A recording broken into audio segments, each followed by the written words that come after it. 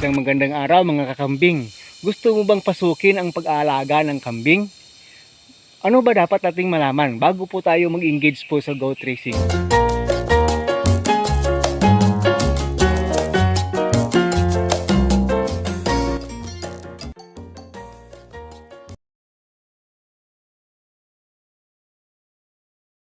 Po, unang-una kahit kunti lang, mayroon po tayong basic na knowledge po kung paano mag-aalaga ng kambing. Kahit na konti pa lang yun, doon naman yun mag-uumpisa. Mayroon po tayong basic technology, basic understanding kung paano ba talaga mag-aalaga ng kambing katulad nito. Next in line po mga kambing, dapat mayroon tayong pastulan or grazing area. Napakalaga po nun sa pagkakambing.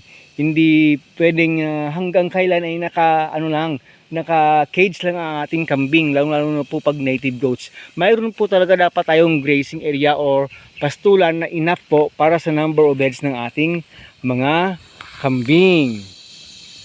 Number 3 po mga kakambing, dapat po mayroon po tayong mga forages area.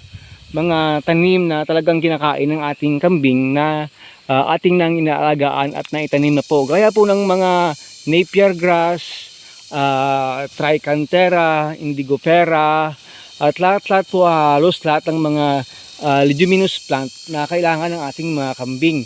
Yun po, hindi lang po masasabi natin na hanggang dun lang. Lahat po na pwede makain ng kambing natin kasi basic po kasi sa kambing na at least they can eat 7 kinds of leaves in a day, mga ka-goats. Number 4 po ay goat house or pabahay ng ating kambing. Napaka-importante po talaga mga ka-agri na mayroong bahay ang ating kambing pag nag-umpisa po tayong mag-engage po sa pag-goat racing po. At least po alam na rin natin yung mga basic na rin sa pagpagawa nitong bahay ng ating mga kambing. At least elevated po siya ng 5 feet above the ground. At kung pwede po maglagay po tayo ng mga partitions sa loob na magiging birthing place or magiging isolation area. Hindi po talaga natin alam.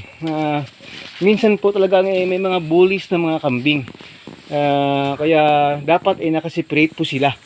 At kung pwede po yung mga bisiro natin, mga prege nating kambing, nakaseparate po sila sa loob ng bahay. At hindi po sila nakahalo sa herd. Kaya napaka-importante po talaga ng ating housing ng ating mga kambing. Ito yung protection nila sa sobrang ulan, hangin, at kahit na po sa sobrang init ng panahon. Kaya palagi nating inuulit-ulit mga ka-agri na yung housing po sa kambing ay napaka-necesidad po talaga. Necessary po talaga yan mga kakambing. Kaya wag nating sabihin kambing lang yan. Gaya ng tao, kailangan rin nila ng pabahay. Ito nga po mas maganda pa yung bahay nila sa bahay namin dito sa farm. Number 5 po, sa palagay ko po ay water source. Napakalaga po ng water source. Yan po, kaya po dito mayroon po kaming overflowing na tubig po dito. Yan po, continuous na yan. Spring water po yan. Mayroon po talagang dapat water source para po na mabigay natin ang tamang need na nilang tubig sa araw-araw. Lalo po pag summertime. Huwag po tayong umasa doon sa tubig ulan. Kasi na-research po natin minsan yung tubig ulan po ay may negative effect na rin sa kambing. Sabi ng mga mentor natin, yung tubig ulan po minsan ay nagiging sanhi na rin ng pag-uubo at pagsisipon ng ating mga kambing. 6 mga kambing. Kung ayaw po natin napabarangay po tayo, dapat mayroon po tayong tinatawag na perimeter fence. Lalong-lalo na po sa mga tawag doon, mga area na hindi na sakop ng ating lupain. Mayroon po tayo dapat na perimeter fence. Dito po gumamit po tayo ng hog wire. Pero kung hindi po available yung ating budget dito, pwede po tayong gumamit ng mga kawayan. Ito po ay integrated na rin ng kawayan na fence po kasi kinulang po tayo ng budget. Gawin na rin po natin ng simple. Gaya po nito, ayan po. Yung extension niya po, kawayan. Pwede naman pala. Yan po sinasabi po natin, basic po talaga yun para wala po tayong magiging more na sakit ng ulo sa pagkakambing. Kasi po yung ating kambing mga kagos ay ano yan, matakaw yan sa lahat na klase ng tanim. Kaya pag nasa labas na ng ating bakuran at saka pumunta na ng ibang farm, ibang istorya na yon. Kaya napaka basic po yung ating mga area na hindi na talaga dapat papuntahan ng kambing, lagyan po natin ng fencing. Isa pang may dagdag natin mga kagots, dapat mayroon po tayong naka-standby na mga medicines na rin in case po na magkakasakit yung ating mga kambing. Hindi na po tayo pupunta kung saan-saan pa para maghahanap po ng kanilang mga gamot.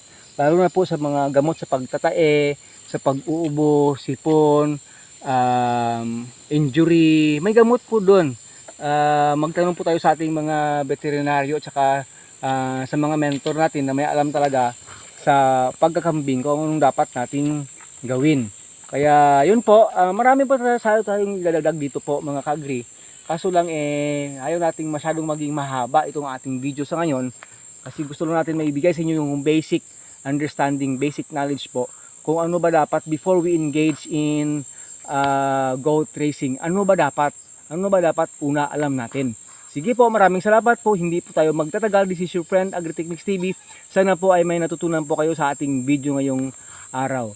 Till then, God bless us all. This is your friend. Bye-bye na.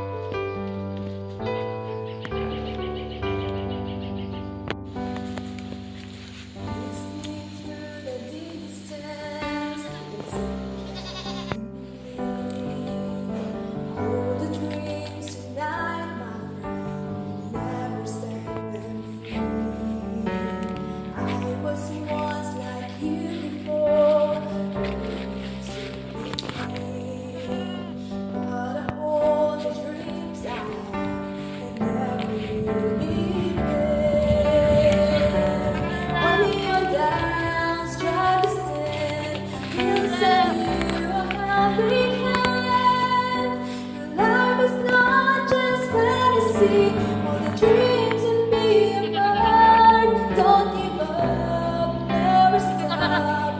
He will help you reach the star. But maybe you don't understand all the dreams and trust His love.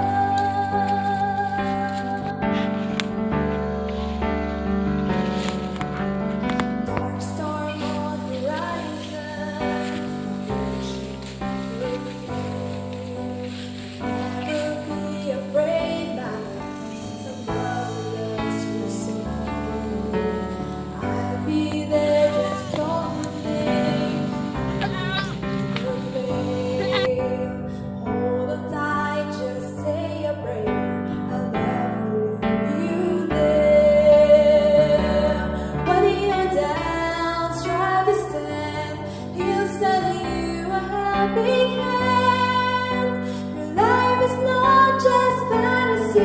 All the dreams and be apart. Don't give up, never stop. He will help you reach the star.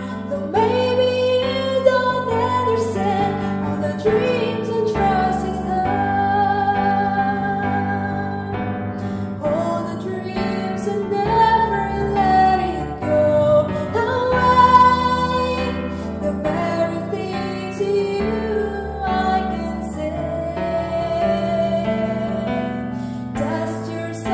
falling, just go on, and you will see.